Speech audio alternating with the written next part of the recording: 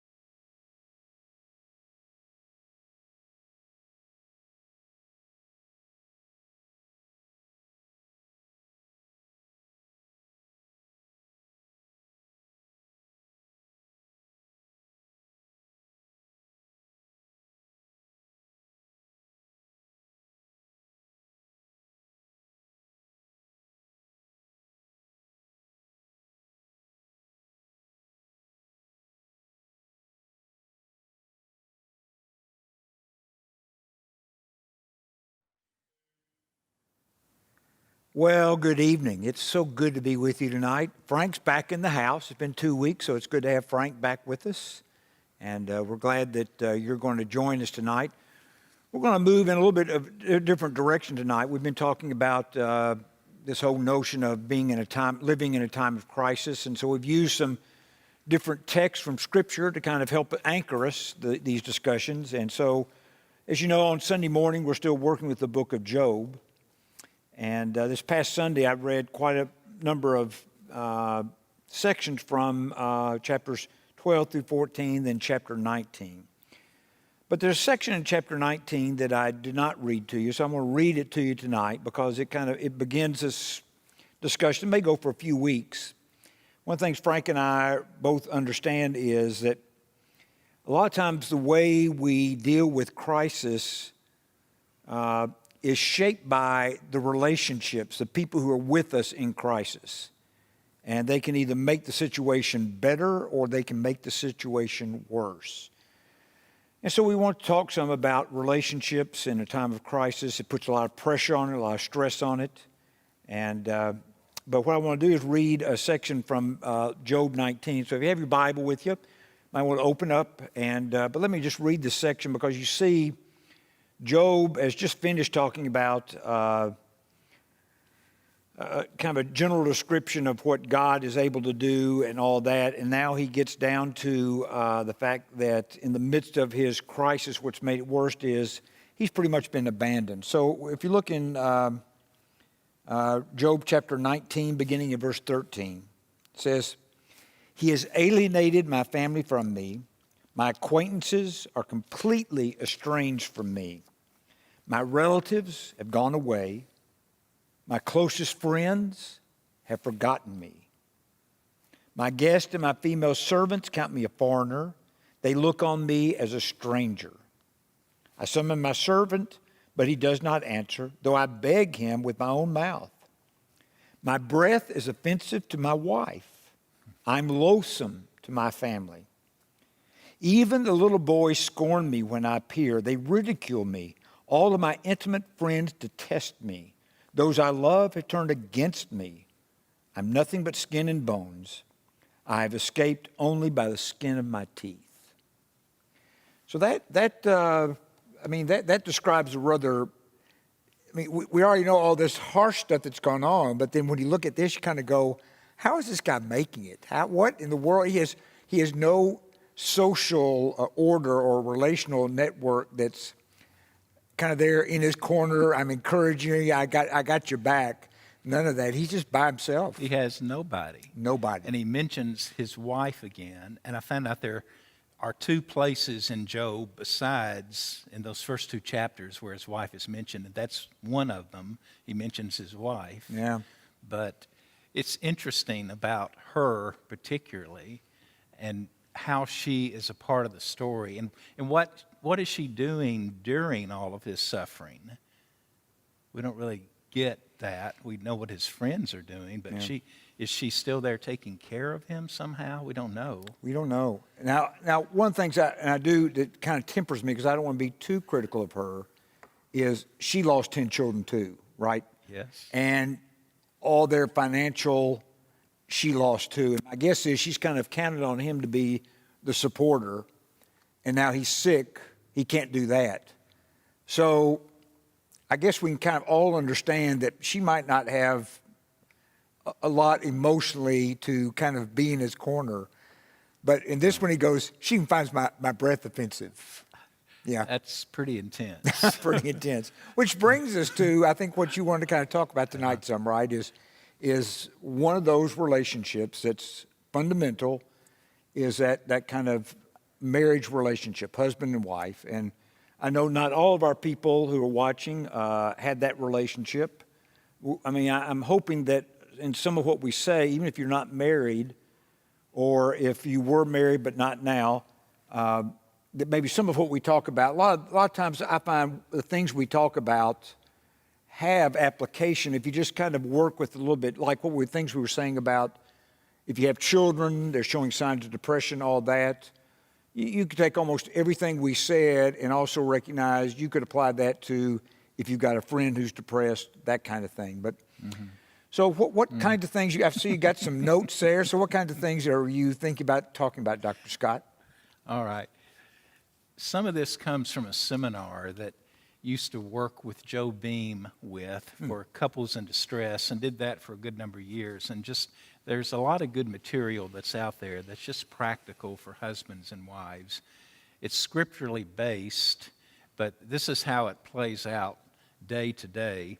And there's this one famous researcher, really he and his wife, the Gottmans, and some of this information comes from them. But I want to put a positive spin on this.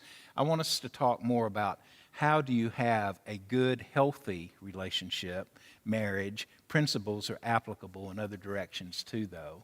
And let me go with this. The Gottman said there are 4 ways to kill a marriage, but I want to spin it 4 ways to help a marriage. Okay. And talked about this one before, about the difference between complaining and criticizing. And it's okay to complain, but not to criticize, because that's more of an attack of a character. You can complain about a behavior, but I want to say it positively. We're to hold our mate in the highest respect in communication. It bothers me, and I'm not a perfect practitioner of this, none of us are, but we use our worst communication skills often with our wives or husbands instead of our best. I mean, we treat strangers on the street better than we treat our spouse at times when it comes to showing respect. And so really the first principle is treat your mate with the highest level of respect always. Now that's the ideal here. I mean, after all, this is the person you chose. And even if things start turning sour later on, I mean, respect has to be there. So you want to use everything you've learned and pull it together for the sake of your spouse. Respect. So let me just ask you this, Doctor. Why do you think it is that a lot of times the person we present at home is so different from the person we present when we're in public? Why do you think, what's your theory on that? It's something called impression management. I mean, we want to present ourselves, particularly out to the public, in the best way that we can. I mean, that makes sense. At home, we feel more loose, I guess, and we feel the freedom to act differently than at our best, which is not the way it should be. But, yeah, we want to present a certain front. Shouldn't be that way, but that's our human nature biting at us there. Do you think it's ever, I mean, I think in some marriages I've seen, almost the dynamic that happens, you know, you first get married and you're still pretty good with each other in communicating all that. But I think one of the things that happens is over time there are these breakdowns, and instead of forgiving, people start remembering that little slight, that little thing. And so then it becomes this backlog. And so now there's something like this switch goes off that says, so if you're not going to treat me this way, then I'm not going to take the effort to treat you that way. And it's almost as if that feeds back and forth with each other. And that is, well, if you're going to talk to me that way, I'll show you. And that's why we read in 1 Corinthians 13 about love keeping no record of wrongs. Yeah. I mean, that's the opposite of what we're supposed to do. I mean, it works better if we start each day fresh in the eyes of one another, and I love you, you love me, what's happened in the past, we're letting go of that. I mean, I remember one couple that I worked with, they'd been married over 50 years. They're not connected to Madison, but they did battle every day about who was going to get up first, and the one was trying to push the other one out of bed to make that person go first. Really? But they never could resolve that. 50 years they were trying to push the other into the shower first and arguing about that. Whoa. So never got resolved. I mean, they were keeping score. And a lot of couples do that about, well, I washed dishes last night, your turn. I mean, of course there's fair play, and we want to be equitable in what we do, but we don't keep record of wrongs, though, and use it against the other. Well, we shouldn't. A lot of people do. Because, I mean, I think one of the places where we need to really be practicing the art of forgiveness is in those relationships with family. We need to be practicing over and over again. But what that also means is, if I've forgiven you, I don't keep bringing it up. And that's a tough one for people. What I've learned and what I think we already know, forgiveness is a process. It's not a light switch type of thing. And sometimes we really have to keep working on that. We do. But if we say that we forgive people, that means we forgive people and we're letting that go and we're not bringing back up again that topic. Yeah. So that's a tough one. All right, I've got so showing respect. Showing respect. I need to show respect. Okay. Showing respect. Number 2, he talked about defensiveness. That's a negative. Like if I'm trying to make a point with you or argue with you, you turn it back on me. Like I'm saying, well, you're not doing this right, but you're turning it back. Well, you're not doing that right. That's defensiveness. And what I'm saying, couples that really are good with one another, they're open to all of this communication. If you have a problem with me, I'm open to hearing that. In fact, even encourage it. Now, that's kind of maybe in the ideal world, but I want to know when you're troubled by something that I do. It's that type of open communication there. So I'm not putting up a wall and striking you back even, but I want to know. Open. Yeah, I think that's very hard for a lot of people, don't you? I mean, I think even sometimes when you're talking to someone, the tendency for humans to personalize. So even if you're not kind of on the attack, the feeling is you are attacking me because I feel that way. So even if somebody is trying to, for example, talk to me about something, not going after me, giving me the feedback I need, there's a part of me that's so insecure that I feel like, well, your face looks nice, Frank, but really, you're going after me. And then my response, if I believe that,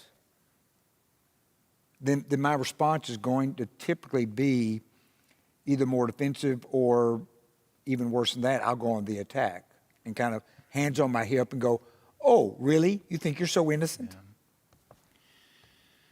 And maybe it happens like that out there in the day-to-day world, but particularly in intimate relationships like this, it shouldn't be like that. I should be open to, okay, I want to hear what you have to say.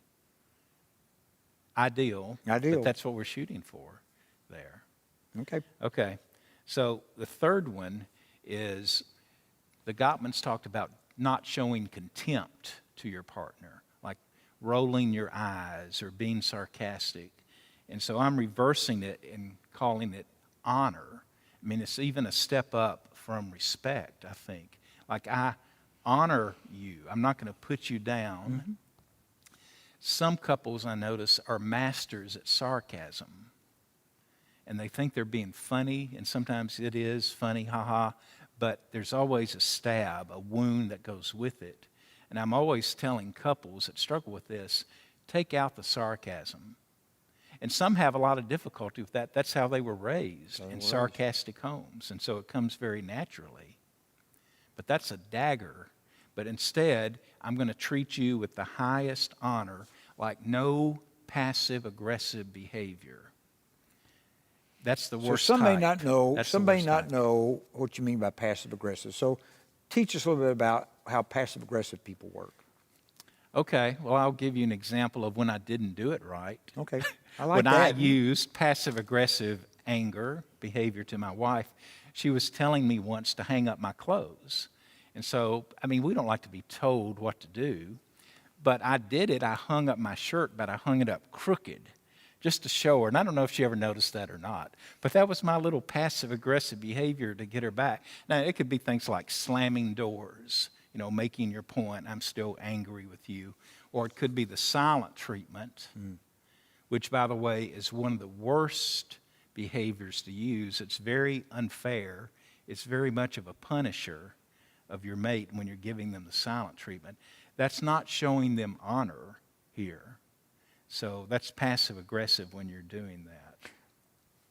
So how would you distinguish between what you call silent treatment, and say, for example, you reach the point where you're afraid, if I talk right now, what's going to come out of my mouth is going to be really bad.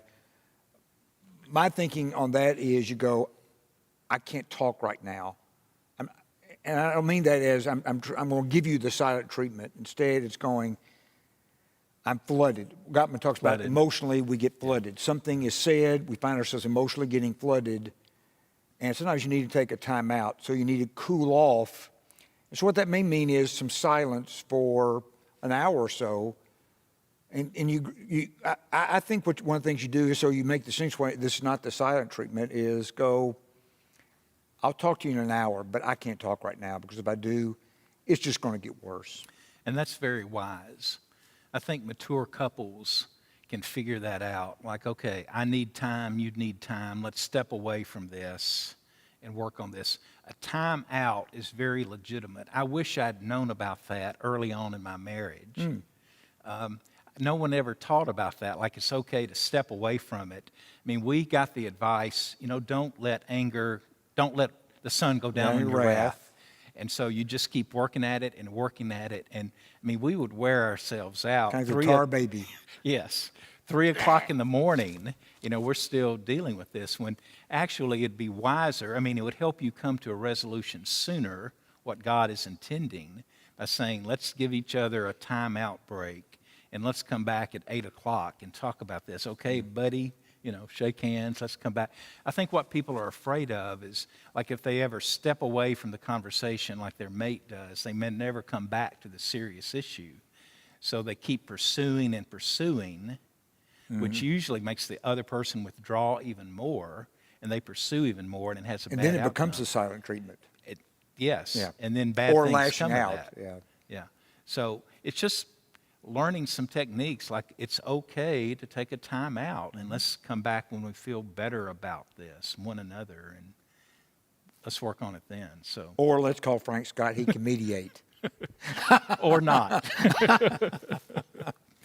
Another thing on this I've noticed, if we're telling jokes and stories, you want to make yourself the butt of the joke and not put your mate in that position. Don't tell something degrading about them. That's not showing honor. I mean, you can do it about yourself, about this happened to me, but not your mate. So, okay, number 4, Gottman called it stonewalling, where you just withdraw totally from the interaction, and flooded, like what you said, but sometimes it can even be intentional as a way of punishing the person. So I want to spin it positive and say, we're open for engagement. We're willing to talk about the hard issues. It surprises me. Well, that's one reason for pre-marriage counseling, why it can be so good. It forces you to talk about some of the hard things that you may not even have talked about when you were dating or engaged or something. But married couples have to do that too. They have to be able to talk civilly about the hard issues, engage with one another, and not stonewall it and just refuse to talk about it. Yeah. And one of the things that he does talk, so you're avoiding the negative, but I do know one of the things he talks about is that as these 4 dynamics, if you don't make a healthy intervention in that, especially once it hits contempt and that becomes stonewalling, it becomes almost impossible to rescue the marriage. It takes a lot of work to... Well, that's a great point, Rusty. A lot of couples have reached that point where they can't intervene on their own. They're lost in their dysfunction, and it takes somebody from outside the system to intervene, to say, look at this, is this how you want to be? No, let's figure out a new path. Sometimes couples can't do it on their own. So okay, let's say you've got a couple that have reached that contempt spot, stonewalling, and they give you a call and they make the appointment. What things are you looking for, not just in one person, but in both people? What are the qualities that, if they had these qualities, it makes your work, it enhances your ability to be successful with them? Because I know this, you can't fix a couple. You are kind of like the midwife. You are hopefully going to deliver something that's healthy. So what kinds of qualities make for a person in therapy that probably as a couple, that if they both show these kinds of qualities, they probably have a good chance to actually make progress in marriage counseling? Okay, good question. And what we're taught, usually if a call is made, that's a very hopeful step. I mean, it's a big step. And so you say, well, healing has already started then. You're wanting help. So hooray for you. But there are deeper issues in that too that you have to contend with. But I mean, it does take two to make a marriage. And just having one person motivated, that's good. But you need both of them. Now, sometimes the other person will kind of come along if they start a process of counseling and they'll buy into it. They may start out angry, not really wanting to be there. But perhaps if they're listened to well, attended to, and you do your job well, they can buy into it. I mean, I've seen people recover from some hugely damaging situations because both of them wanted to make it work. And you would say there is no chance under heaven, after all that's happened, for them to make this work, but they have. Now, that may be rare, but so it depends on your own inner spirit. Like, okay, I really do want this. I know I'm the only one that can change. I'm going to focus on me, what I need to do to change, not you, what you need to do to change. I mean, it's easy to point the finger, and that's usually what couples want to do. Like, if you would change that, we would be okay. But really, it has to be, what do I need to change? That's the only thing I have control over. Right. But very often, I don't know how often, does it happen often that you have a couple show up with you and go, you need to fix him? It's happened. And I mean, I've known situations where that was kind of the attitude, as long as you focused on him, or if it were the opposite, fix her. But when you move away from that kind of concentration on that person, you go to the other one, and they go, I'm not the problem, and point back to that person. If you press that, they may threaten to drop out. Well, you just have to very delicately deal with it and say, well, I'm sure we both of you contribute to this. Let's just look at your part of it. You look at your part of it. And you have to handle that with kid gloves, but you don't want to alienate somebody. I remember a time in Dallas before we moved back here to Nashville of a husband and wife coming in, and a very strong Christian couple on the appearance. You talk about impression management. But he was making her account for every mile that she put on her car. She would have to report in at the end of the day how many miles she drove, where she drove, and there was nothing going on. There was no cheating involved, but he had this huge suspicion that she was doing something wrong. And then he would make her account every person she spoke to during the day, particularly the men. Oh, what did he say? Did you talk to Bob at work? What did Bob say? I mean, it was just hugely burdensome. And so he wasn't looking at himself. He was just looking at her, and there was nothing really going on anyway. But you have to kind of shift the focus to, well, what are you doing in this relationship that is harming it right now? What's this over-suspiciousness? Did you ever figure that out? Did you ever figure out what was making him that suspicious and that controlling? You mentioned something a little while ago I didn't comment on, insecurity. I think insecurity is at the root of a lot of it anyway. He just felt insecure about himself. And so it kind of bled over into the relationship too, just not feeling secure about it. So are you able to help that relationship? I do not know. Okay. Tune in next week. I don't remember the end of that story. Okay. But I think we did talk about you have to take responsibility for your part and you for your part. Yeah. Okay. Yeah. All right. Okay. Keep going here. So those were the four. Just some other things I've learned. By the way, it's my impression that not many couples are well matched. What do you think about that? I think that's probably true. I think we really have to work on it. I mean, I could name probably couples. I mean, I can think of some here and other settings who I would say they are really well matched. They just are soulmates all the way down the line, and they don't have any disagreements. And like they're two mules in a harness, always going in the same direction, and they're not kicking at one another. And I think most of us, okay, we're hitched to the harness with somebody, but we're still kicking. I mean, because it's not natural. I mean, two different personalities. So I'm saying all that to say it takes work. I mean, we hear that all the time about marriage, but good marriages take work. And good marriages are marriages where people are willing to do the work. And they're willing to do the work, not just that it takes work. And one of the interesting things about hard relationships is as you work with that, very often, as you said, you have to go, I've got to change this, because if I don't change this, this is not going to work. And it allows you to begin to work on yourself. Whereas if you married somebody who just thought you were Mr. Wonderful, maybe you have, maybe that's, but if you, then, I mean, there's a sense in which marriage is this beautiful crucible, potentially, of this spiritual transformation that we've been called to in Christ. Because I see my anger arising here. Or I see that, and I think part of what happens with why the impression thing changes is you're with that one person constantly. With everybody else, just every once in a while, and with other people, you've not made any kind of covenant commitment. Mm-hmm. So if you start to really tick me off really enough, I can just do the stonewalling, but you may not even notice it. It just may be I just don't ask you, let's go to breakfast. So, but I don't, there's something about that. I remember reading Arthur Holmes talking philosophically about relationships, and one of the things he talks about is the rhythm of closeness and distance.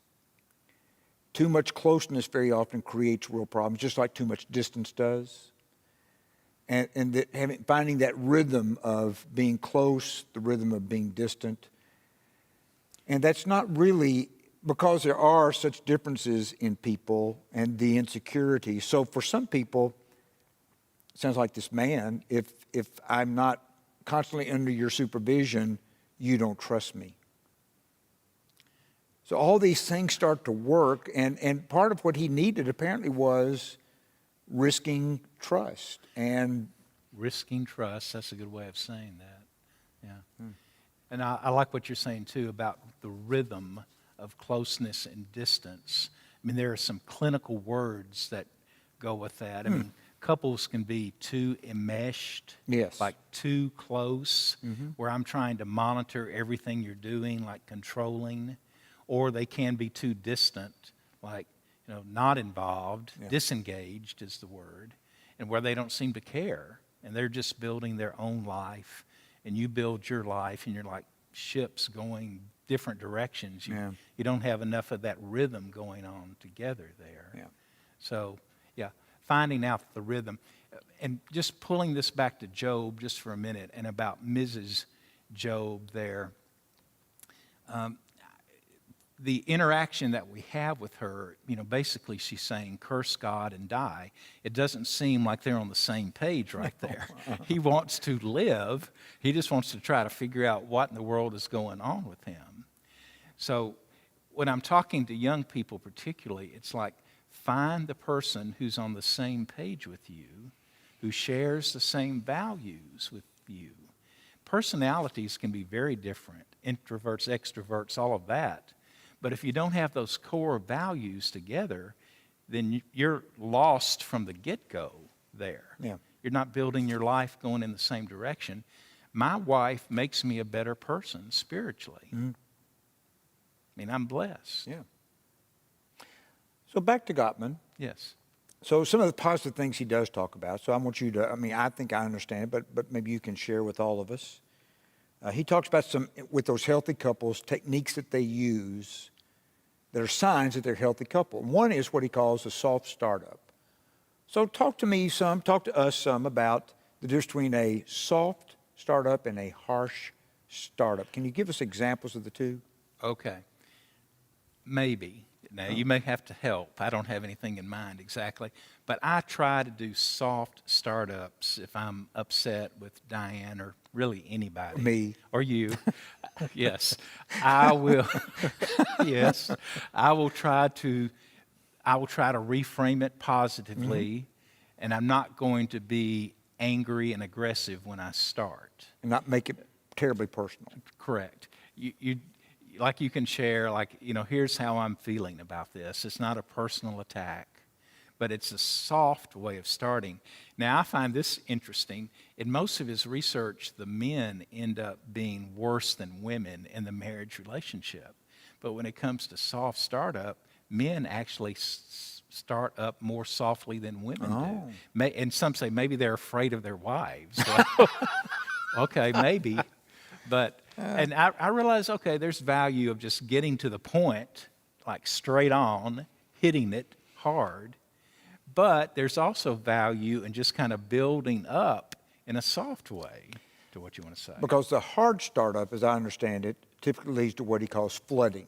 Yes. So if you have a hard startup with me, then all of a sudden my heart rate goes up, and all of the adrenaline starts to surge through my system. And because I'm flooded, I'm probably going to be more likely to come back at you in a way that's not going to be good. Now, one of the things that he seems to indicate is that, I kind of think about it in the sense of, I remember watching a preacher preach when I was in Fort Lauderdale with my mom and dad. And he's kind of a big, stocky guy, and all of his gestures were like karate punches.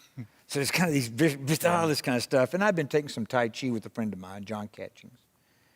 And so, karate has this kind of forceful punching, whereas Tai Chi works with the energy of the person. A lot of people kind of see Tai Chi slow motion, but when that's sped up, it is a form of self-defense. And so you use the energy of the person. And so one of the things that Gottman talks about is when somebody starts to either they flood or you come at me with kind of that harsh startup, the technique that he calls soothing. So can you talk to us about strategies for soothing one another? What are some ways that we can do that that don't come across condescending or there, sweetheart? So what are some of the kinds of things we can do to soothe people, you think? Okay. Now, that's a hard one, too. I mean, that's where you really have to know your spouse and what works for them. It's making me think of one of the couples at the seminar who the lady, in this case, was very harsh, and the husband was always trying to accommodate, soothe, make things better. And I remember one morning, he went out and got her Starbucks coffee, and he thought it was just like what she wanted. And as soon as she sipped on it, she just spit it out. And I mean, that she wasn't accepting, what the gesture. What he was trying to do. He was trying. They call it a repair attempt. Mm-hmm. He was trying to repair the relationship by bringing her the coffee that she wanted, and she wasn't accepting it. And so that's the opposite of soothing. If someone is trying to make amends, like, Russ, I'm really sorry, this happened, forgive me, and you act like, no way, and I'm going to keep punishing you and going to be harsh to you.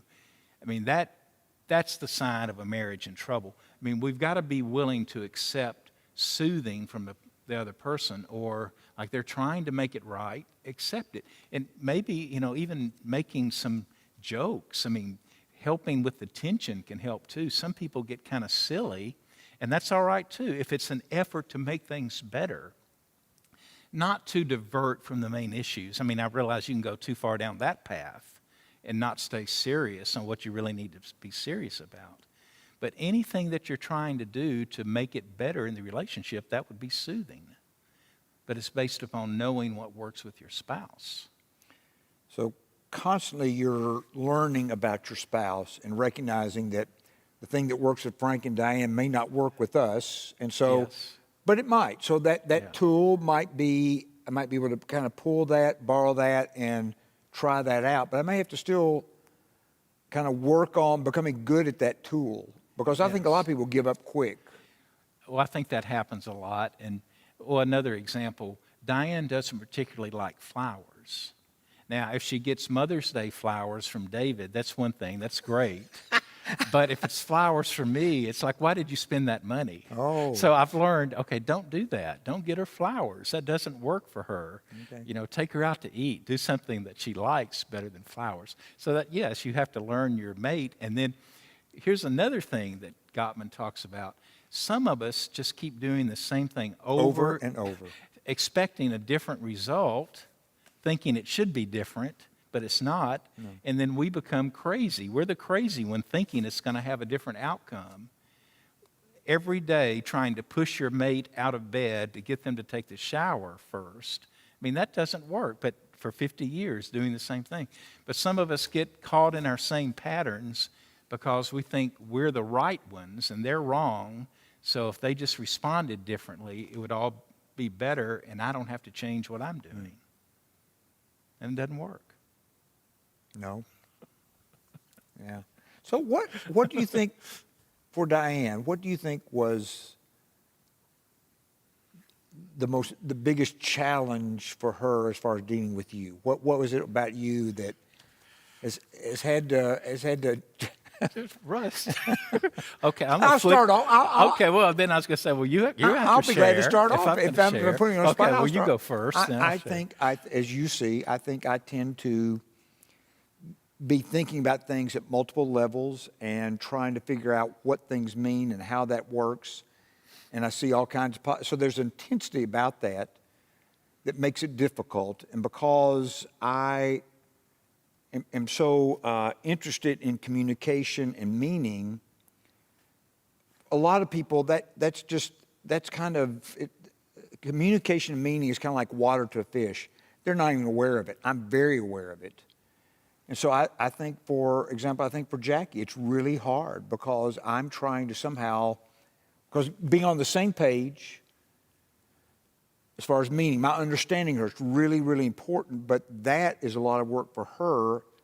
But it's almost like I can't just walk away from that because if I don't understand the other person, but that can become a vicious circle. So the thing that's your strength on one level, it is also the weakness. It comes across and kind of going, if you just had a volume switch, kind of just turn that down here, but we don't tend to come wired that way. So I think that's probably one of the, and probably the other thing, at least for whether or not for Jackie, I think one of the other things that a lot of people have trouble with me is what kind of comes across as, well, yeah, but. And so my mind is constantly looking at multiple perspectives. Because if you look at the Enneagram, I know that's probably tearing Jackie up, because she doesn't like the Enneagram. She views that as a satanic tool. So, but I think that I'm a 9, which is a peacemaker. And part of what that person does is always trying to take multiple perspectives and see things in very different ways. And you're almost wired that way. And on one level, for the terms of making peace, pretty good tool, but it can just drive people crazy because it takes me a long time to work through the multiple perspectives and figure out what I want or what I think about something. And even like when I watch myself try and prepare for Sunday, I will read and look at contrary views and try to figure this out and look at that. And that's why a lot of times I'm up early on Sunday morning, working all the way down to about 30 minutes before I walk out, before I really am clear about what I'm going to say. And I'm not trying to be difficult with that, but it's the way my brain works. It doesn't want to take a stand until it has that sense of, this is the best way to say that, this is the best way to do, that's the best approach to doing it, or you don't know what you're talking about, don't talk about that. So I see those as two very intense qualities about me that if I'm just dealing with somebody kind of first time or just kind of every once in a while, it's no big deal. If you have to live with that 24/7, it becomes a really big deal, Frank. So, all right, so I'll give you a soft start up on that. Okay. Okay, I see what you're talking about. And I've seen that with you. I mean, attribute that to your thoroughness. I mean, you're very meticulous in your preparations for your lessons and in private communications or sermons or eulogies, funerals. I mean, you take it to a deep level because you want to do it so well. So that's very commendable. But I mean, I've seen that with you. Yeah. I mean, I just want to be affirmed. Like if I'm saying something to you, I just want you to say, yes, I got it, sounds good, without the but part. Yeah. Yeah, that can get frustrating. So, I mean, I could see it from Jackie's perspective too. me too. So good. So that gives you something to work on. Yeah, well, okay, now your turn to disclose. And then All I'll do a right. soft startup with. Okay. All right. We've had difficulty with the conflict because I wasn't trained to do it well, and I didn't know how to do it well. Diane's family was different, where there was more conflict there. So she got more training on what to do, what makes it work and what's not so good. But I still remember, and Diane, I hope you don't hear this, but And this is all in confidential, so if Yes. she's not hearing this, Yeah. don't tell her. no, I mean, I'm the one that was the wrong one in the story, so I guess it's okay for me to say this. I remember one of the first major arguments we had when we were first married, and I left. But I didn't feel, I left the apartment and got out in the car, but I didn't feel, and she was standing in the door, Frank, don't go, don't go. But I didn't know how to resolve the argument that we were having. So I felt conflicted. I didn't want to leave totally. I drove around the parking lot a time or two and came back, but I didn't really know how to resolve an argument. And that's why all of this is really important to me. Yeah. Just figuring out how to have conflict well. Now, we're still no masters, but I've learned some things that don't work. Like I'm not going to leave the scene of action. You know, I can take a time out, I guess, but I don't want to do that. I mean, to leave the field totally.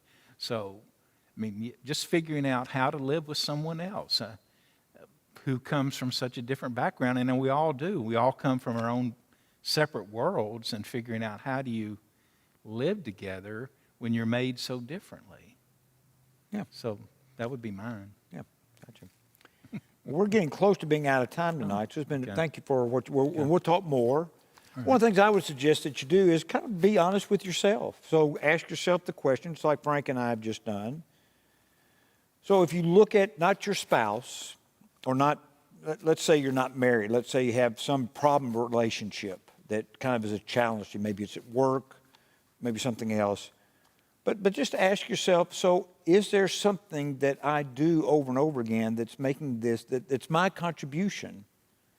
And I think that one of the things we have to keep working on is not just seeing the contribution the other person is making, but recognize this is us.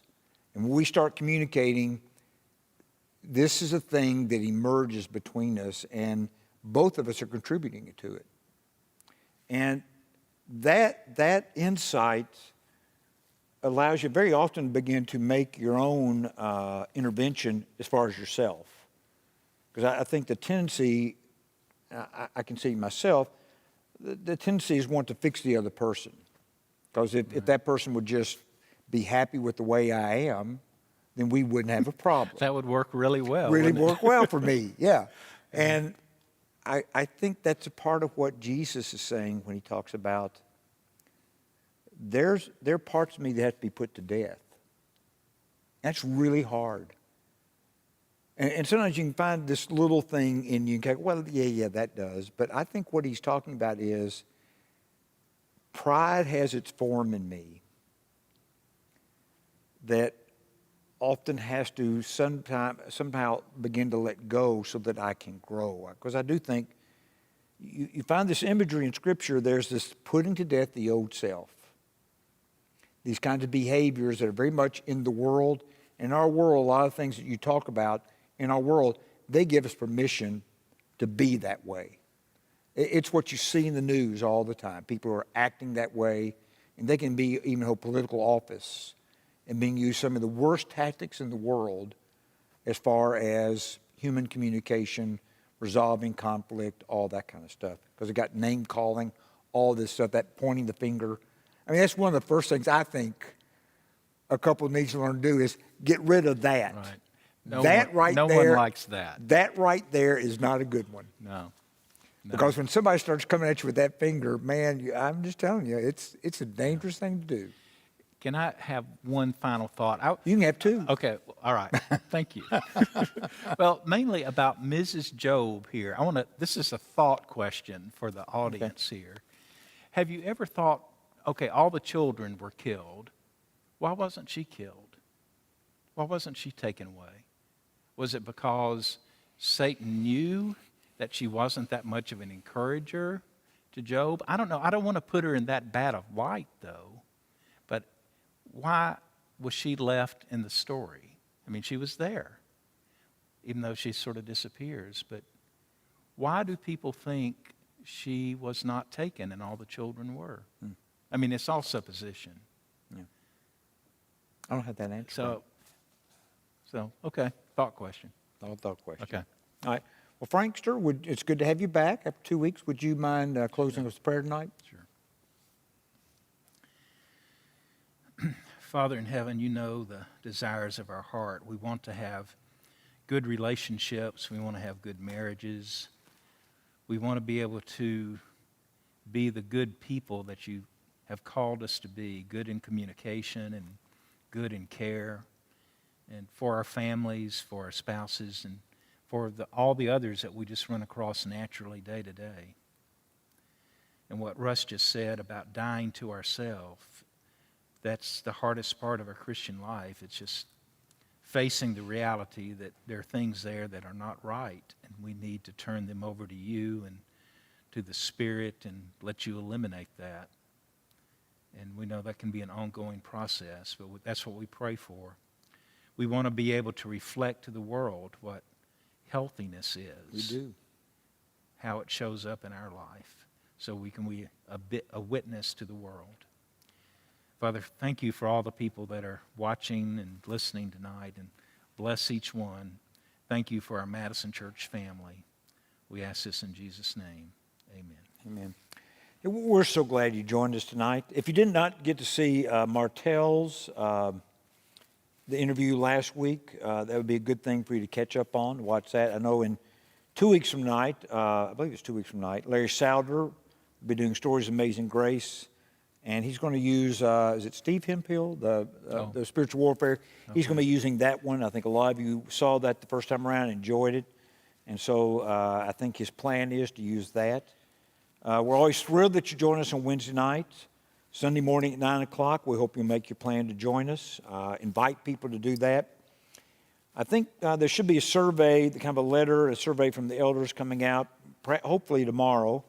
And you can be prayerful about that, get us feedback, because we're trying to make decisions about exactly when is the best time to begin that getting back together. And we want to do it as soon as we can because we miss you and we want to be with you.